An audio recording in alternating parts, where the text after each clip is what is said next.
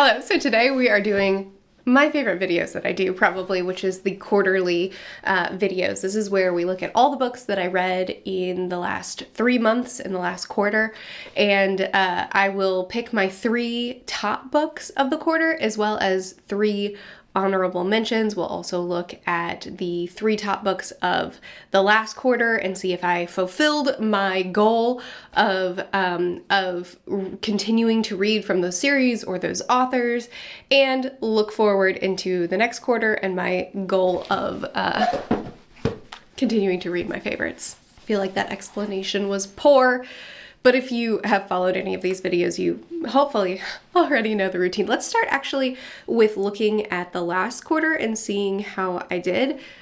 Not as well as I've been doing. So this is the last quarter of my top 3 books and then my commitment to continue on with those books. So what I do is, for the top 3 books of the quarter, my goal is to continue reading from those authors. That way, as I'm constantly excited about new things, I make sure to continue to follow the ones that are really standing out to me and not, neglecting those ones. So starting off with the 3rd place top book of last quarter, The Spider Key, my goal was to read The Blue Flames, which is the 3rd book in what I now know is a 7-book series. I said that it was a trilogy. I guess I just assumed and never checked, but in my mind I had checked. Anyway, this is the 3rd book in a series of 7 that is not yet, all the books aren't yet published. I did not read this. I had every intention to. The problem is that this book is kind of long, and so as new books would come in that I was excited about, I just kept pushing it off. And then I sit down to do this quarterly, and I'm like, oh no.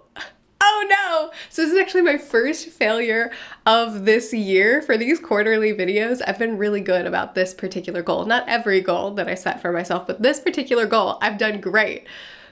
But I did fail.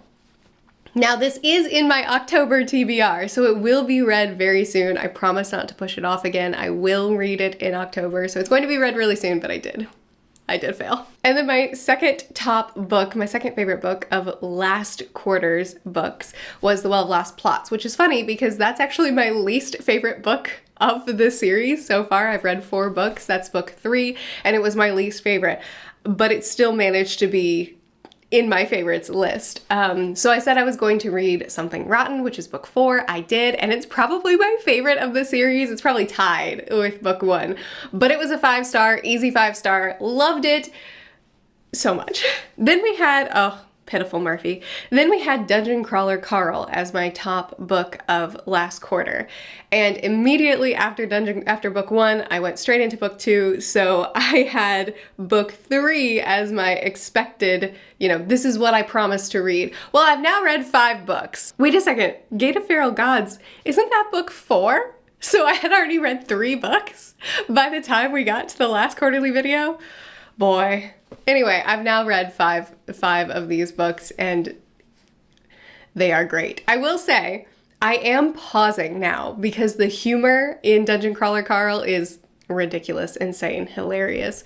But also, I feel like, okay, I don't want to get tired of this. I feel like I've reached the ceiling, and so I want to take a little break before I move on to 6 and 7. So I'm not reading Carl this quarter, or at least that's not the plan. We'll see. Honestly, my reading life lives and thrives on whims, so take everything I say with a grain of salt. But I did succeed in continuing Dungeon Crawler Carl, so we got that one down. Now, let's talk about this quarter, what are my favorites and the honorable mentions. We'll start with honorable mentions. So the honorable mentions still get awards, but they're just specific. Something that the book did that really stood out, even though it didn't quite make it into the top 3, it still was a complete standout in one way or another. So the first award we're going to give out is redeeming. That is to say that this book, at least from my perspective, redeemed the series, or redeemed the track that I was on with the series. And this is going to Dust of Dreams. This may be a little bit surprising to Malazan fans, but I loved the first 6 Malazan books, and then book 7 I didn't love nearly as much. Book 8 as well, didn't love nearly as much. And I had heard so much negative about book 9 that I was like, oh, I might not finish this. But I actually really, really thought book 9 was great. Now, the big controversial thing that happens in book 9, I do have critiques for, but my overall feeling towards that big scene is more positive than it is negative. And generally, I think book 7 was far more controversial than book 9, at least from my perspective. In my mind, when I consider Malazan, that's the way I think of it. But I was on a downward trajectory with Malazan, and book 9 ticked it back up again. And I'm currently reading The Crippled God, and it's great, though I am still early on. Anyway, next award is going to genre bending. So this is, it's categorized in a genre, but really it's appealing. It goes far beyond what you might expect from something within that genre. This award is going to Midnight in Chernobyl. You may have seen a short that I did where I called Midnight in Chernobyl a thriller, and then I described the plot as if it were a thriller plot, and then at the end said, yeah, it's a nonfiction. There's so much that this book does that I just loved. It breaks down these very vast scientific concepts into what I think is a very digestible way. It makes it possible for the layman to track with what's going on, so that we can engage with the wider scale things happening. And the way it's written, it's constantly moving. I mean, there's always something happening, and it is very much a no stone unturned kind of research project. I mean, the amount of research that went into this is astounding, but he constantly grounds it with personal people, personal stories of people involved.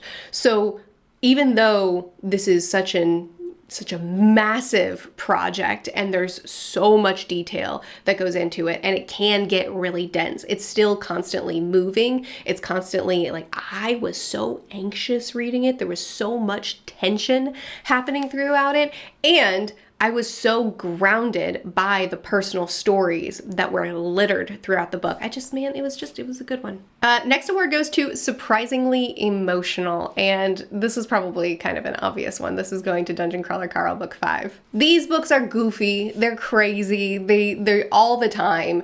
Something is happening that just makes me burst out laughing, sometimes because of the joke, but sometimes just because of the insanity. Sometimes it's just so out of the box, so ludicrous that it's shocking.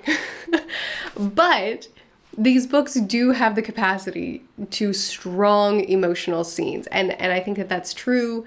I think that's true from the start, but that's truly true from book 2 forward, and book 5 definitely hit the peak so far of the series in that way.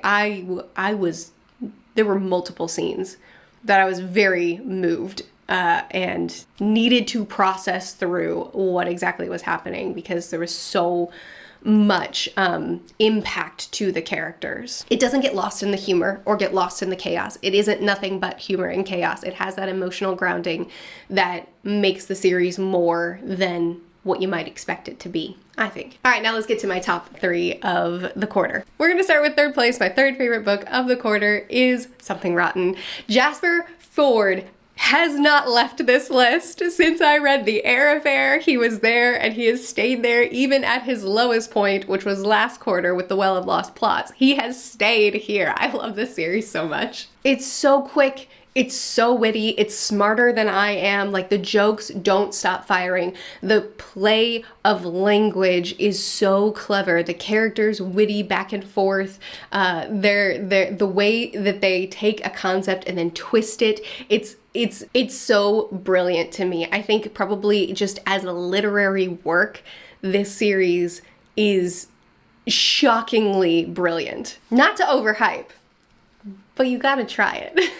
Plot-wise, I've convinced a few people to try it. Some people absolutely love it. Some people are like, Murph, this plot's not that great. I disagree. But, know that going in, that there are people who are not as over the moon as me, but I'm over the moon So shocker, I'll be reading the next book in the series. I have 8 books in the series, and this is not the only series that this author has published. So I'm just living a really good life right now, but we're just happily going to keep trucking on. I do have a tendency to wear a series out and then pause and be like, I need a break. Like, I'm ready to chill, like I did with Dungeon Crawler Carl, despite loving Dungeon Crawler Carl. I don't feel this way with this series. I just want to keep going always and forever. We'll see what I say next quarter, but I love it. Second place is Peter Pan. I reread Peter Pan this month, or rather this quarter. It was in July. I reread Peter Pan. I just don't stop loving it. You know, it just feels really, really good when you have a book that you read 8 years ago, I want to say. Something like that. And it instantly became a new favorite to you, and then each time you revisit it, you're just like, yeah, it's still there. Again, the prose is a huge part of what I love about Peter Pan. The way Barry describes, J.M. Barrie, the author, the way Barry describes the childlike mind, you know, the whimsy and the wonder and the mystery of the relationship between reality and imagination, and how close it really is, how easy it is to slip out of one and into the other, and then the adventure and the exploration, and ultimately coming back to a place of grounding. I love the story so much. I almost re-reviewed it, and I've already given Peter Pan probably 2 dedicated solo reviews over my time on BookTube, but here I am, just wanting to do it again. I didn't. I practiced self-control.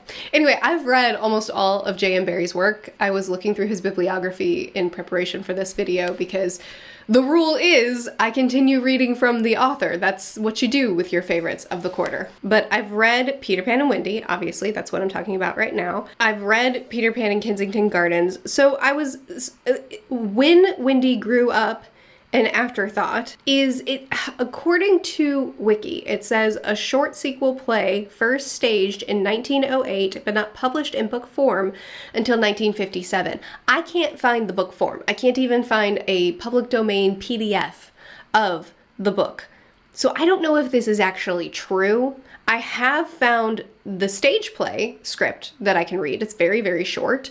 And so as of right now, that's what I'm planning on reading, is just the stage play script. I mean, I'm still interested. I would love to see, because this is the sequel, basically. We got the prequel with Kensington Gardens. This is going to be the sequel, and it'll be short. I'm pleased to do that. But if it was eventually adapted into book form, you know, Peter Pan and Wendy also was originally a play that got adapted into book form. So I'm pleased to read it in book form.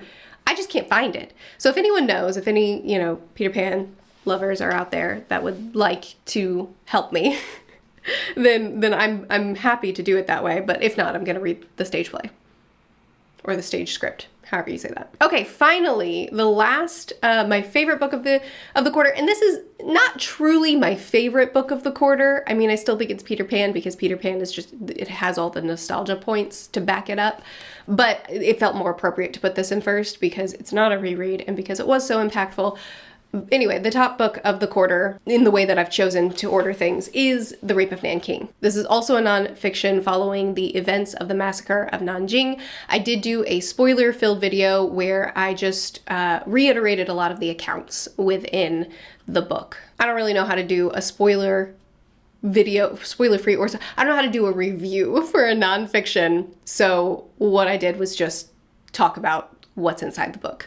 Filled with a lot of quotes. It was a very, very impactful book for me. It's one that has sparked me wanting to read a lot more on World War II, because the Pacific Theater is, I'm far less learned on. But it also re-sparked my love for nonfiction. I've gone through little pockets of time over my time here on BookTube where I really fixate on nonfiction for a little bit, and I'm fixating again. So it kind of peaked that again. In the last quarter, I read Ordinary Men, and it truly was probably my best book of the quarter, but I didn't put it on the top 3 list because of the nature of the way I structure these quarterly videos where I try to read more from the author. And I looked into this author, and all of his work is specifically on the European theater of World War II. And a lot of them are really, really hard to get a hold of with any sort of price conscious in any sort of price conscious way. So I just thought, I can't really put him in there because I can't continue reading his work. So I ended up giving him a award outside of the top 3. I'm sure you don't care, but it's bothered me since I did it because I think about this often and I'm like, it should have been in the top 3. It should have gotten the top spot. It bothers me that I didn't give it that spot. So I'm changing the rules with nonfiction because nonfiction is a lot harder to follow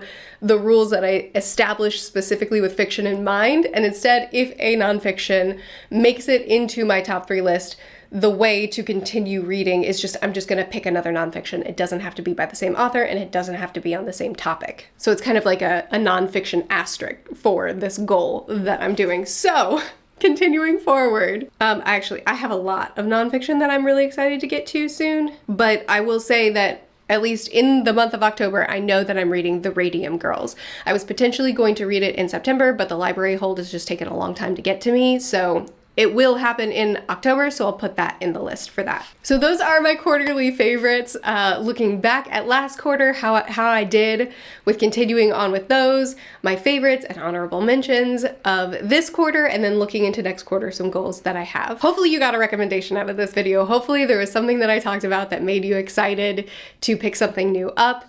If so, please let me know what you're going to read. If you've read some of these books and you love them too, or you think they're terrible and you want to yell at me about my bad taste, do it in the comments. I'd love to keep chatting with you. I'll see you again soon. Bye.